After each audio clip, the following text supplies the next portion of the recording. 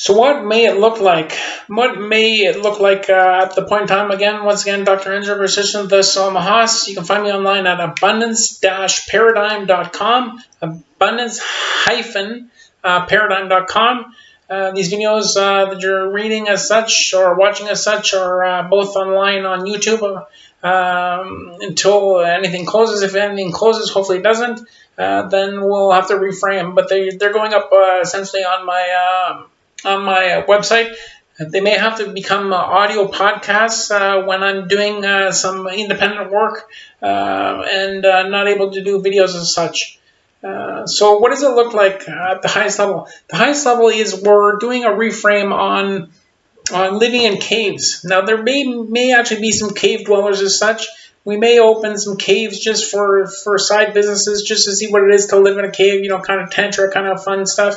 But the truth is, ashrams are, or what you call temples are. Now, 144,000, if it is 144,000, if it's more, it's going to be kind of chaotic in some ways. But there are mountains, even in the fjords of, say, Norway. Now, these are small mountains compared to other mountains, generally hills, then you would say. But there's farms up on there. How do they get them up there? There's temples, believe it or not, up in the Chinese mountains or the Nepalan mountains, Badrinath in India and such. There's ashrams and dwellings up in those. So remember, Himalayas is the last destination as such. Nepal, China, Tibet, and Tibet proper, and India as such. Pakistan maybe a little bit, but essentially India, Tibet, and China and Nepal.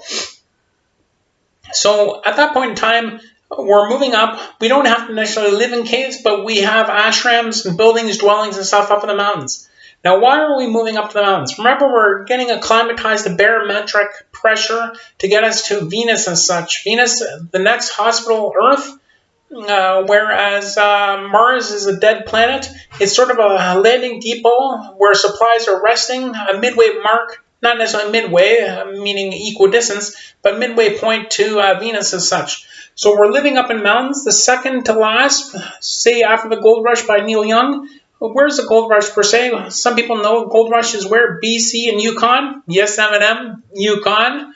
But essentially, so we know after the gold rush is the actual gold rush is in BC, British Columbia, Alaska, kind of Yukon kind of stuff, right? Gold and Yukon. So after the gold rush. So that's the second to last. The third to last is final destination Europe, final countdown. That's sort of our third to last destination. Now we're going up to higher mountains.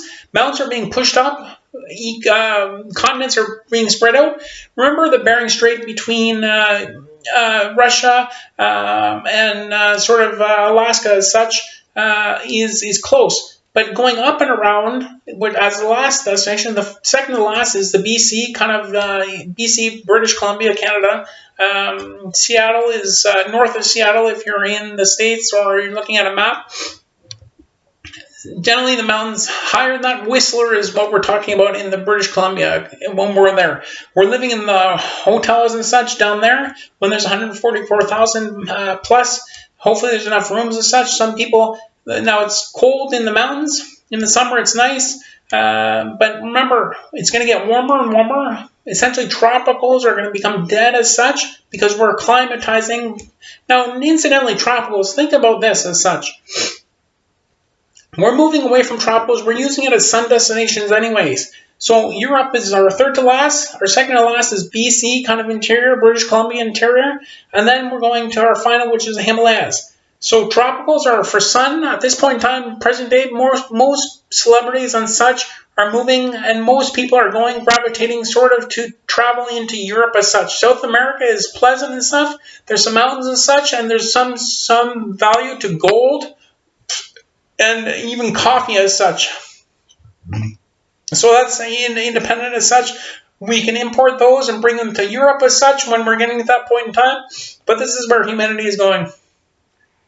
Tropicals for sun at this present time. But even as such, when I've been traveling to the warmer destinations, the sun is good, which is beautiful and such. But look at the nature of what would be going on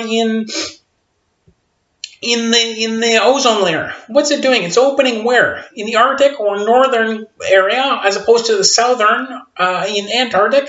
It's opening up, and vitamin D is let in. So that's important to know, which is showing what? The truth. 100%, I'm going to say it outright. There is providence in what? Holy Spirit, or that nature of Godhead to Buddhists. Source, Godhead. Godhead to Buddhists, Brahman to Hindus, the nature of the highest, BITCH, and that's for the children. But yeah, so essentially that's the way that's working. Tropicals are essential, but we're thinking of the diet. I'm going to tell the diet in the next, the alchemical diet in the next post, okay? And I've tried sub-vegan just to give you a forewarning. I'll show you where we're going.